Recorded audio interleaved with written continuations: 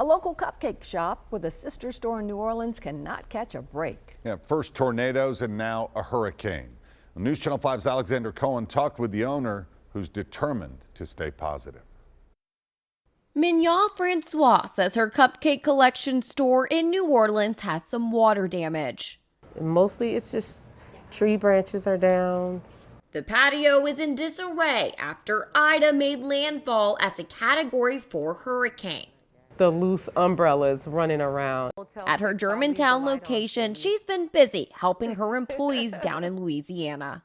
I was looking for temporary housing for them. I secured some hotel rooms for them because the last thing I want them to do is to have to depend on whatever they're using as their daily resource. Some of them are coming up here to work at this shop to make ends meet. I'm hopeful because I always know that things that are happening to you are actually happening for you if you'll see them that way. When it rains, it pours. That saying couldn't be truer.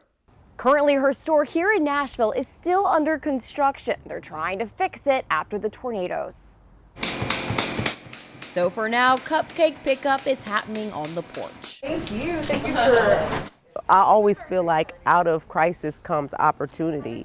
Mignon says they will be fine, but she's worried about displaced families who are blowing all their money on hotels. The majority of Americans are already one paycheck from being homeless sometimes. And people are using the little that they already have and have used their rent money for 3 days in a hotel. It will take some time to get both cupcake collections back to 100%, but Mignon is staying optimistic. Reporting in Nashville, Alexander Cohen, News Channel 5.